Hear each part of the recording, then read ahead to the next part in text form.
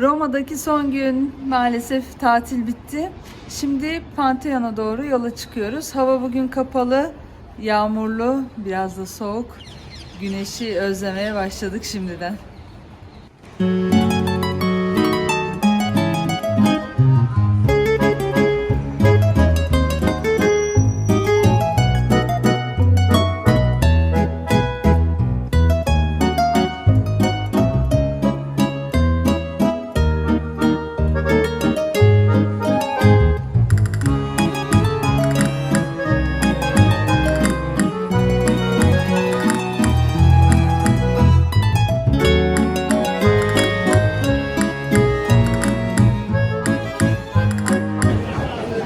Sokaklarda yaya trafiği var. Bazen gerçekten de tıkanıp kalıyorsunuz.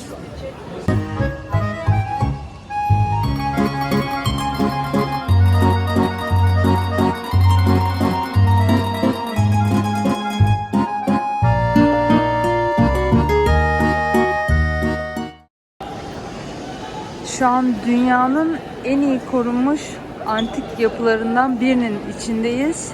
Burası yaklaşık 2000 yıl önce inşa edilmiş ve Pantheon tüm tanrılara adanmış bir yapı.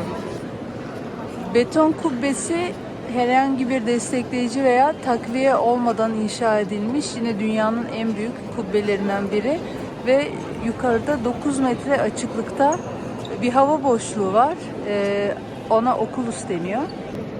Oculus'tan gelen yağmur suları şu gördüğünüz deliklerle tahliye ediliyor yapıdan. Pantheon'da olmak gerçekten çok etkileyici. İnanılmaz.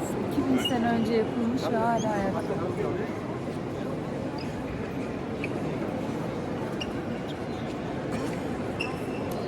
Şimdi girişte dedi ki çok tanrılı dönemde yapılmış ama neden içeride Hristiyan sembolleri var ya da bir kilise gibi görünüyor? Çünkü 609 yılında Bizans İmparatoru bu yapıyı Papa'ya armağan ediyor.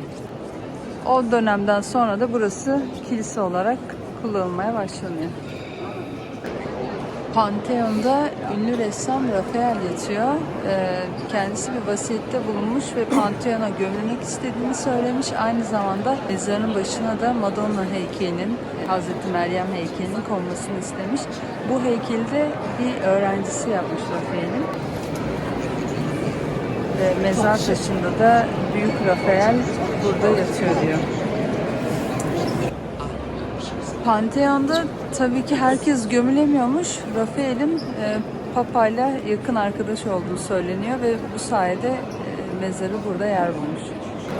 Pantheon'un mezar yeri olarak kullanımı Papa'nın Hristiyan azizlerinin emanetlerini buraya getirmesiyle başlıyor. Bu karşıda gördüğümüz mezar İtalya'nın birleşmesini sağlayan Kral Vittorio Emanuele II'nin mezarı. Tam karşısında da oğlu Umberto ve eşi Margarita'nın mezarı yer alıyor.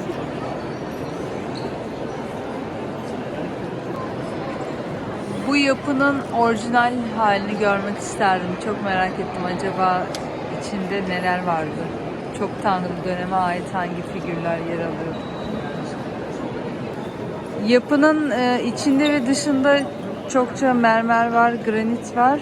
Bunların hepsi o dönem Roma İmparatorluğu tabii ki Mısır'a ve Yunanistan bölgesine de hakim olduğu için oralardan getirtilmiş.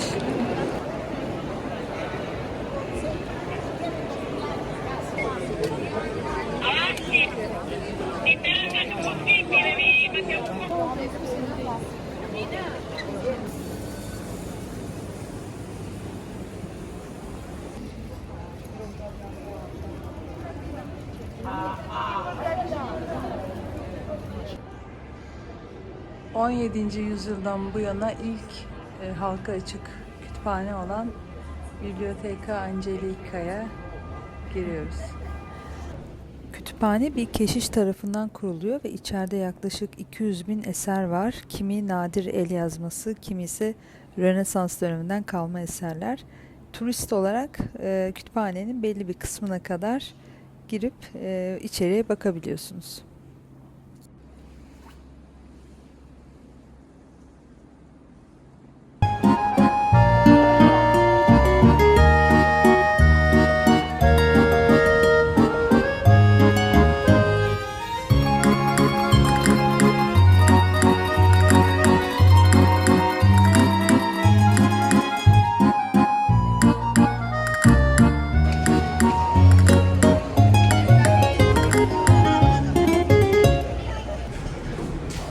Roma'dan ayrılmadan önce son yemek. Yol üstünde Gino'ya Pietro adında bir restoran bulduk. Çok tatlı bir yer, lokal. İnsanlar da çok yardımsever. Yemeklerini göreceğiz şimdi. Yemek çok başarılıydı, porsiyonlar büyüktü. Ancak restoran 3.30'da, 3-3.30 gibi kapanıyor. Siesta'ya gidiyorlar. Sonra da akşam servisi için geri dönmek üzere. En sevdiğim şeylerden biri de farklı şehirlerin emlak piyasasını incelemek.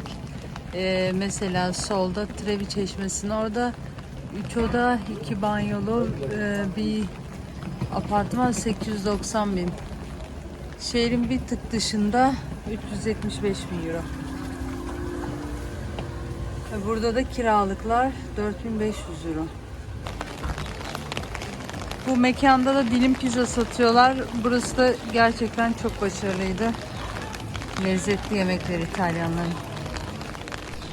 Roma Termini'ye gitmek üzere yola çıkıyoruz. Otobüs aşırı kalabalıktı.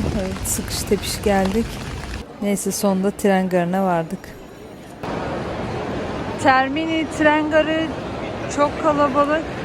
Burası böyle havalimanı gibi, bir sürü mağaza var yine. Alışveriş yapabilirsiniz hani son dakikaya kaldıysa bir şeyler.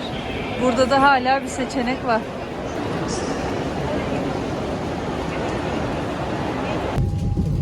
Arrivederci Roma.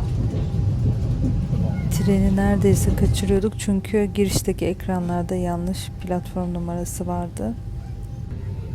20 dakikanın sonunda bulduk. Neyse ki geç kalmadan yetiştik. Dönüşte de tercihimiz Leonardo Express.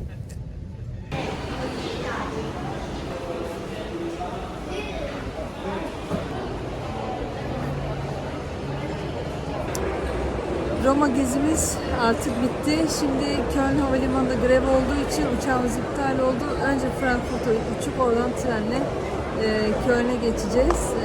Bu gezide Roma sokaklarını, Roma müzelerine tercih ettik ama serinin tamamını izlediyseniz aslında Roma'nın en önemli yerlerinde görmüş olduk.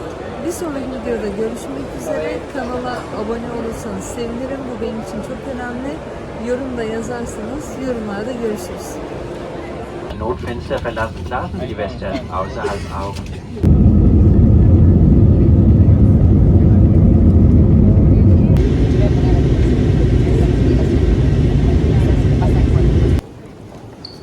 Frankfurt Havalimanı'na geldik. Şimdi treni bulmaya çalışıyoruz. Yaklaşık bir 20 dakikadır yürüyoruz. Çok yakın değilmiş uzak mesafe trenlerin bulunduğu peronlar. Ama zamanında yetişeceğiz.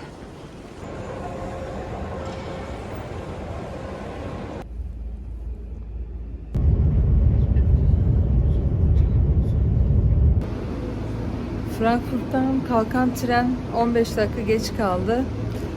Bir sonraki treni kaçırmış olduk. Ama alternatif bir başka tren geliyor. O da hızlı trenmiş. Sadece 2 dakika fark edecek. Ancak Almanya'da bu her zaman olan bir durum. Trenlerde çok fazla gecikme veya iptal olabiliyor. Köln Havalimanı'na geldik. Şimdi araçla yola çıkıyoruz. İzlediğiniz için teşekkürler.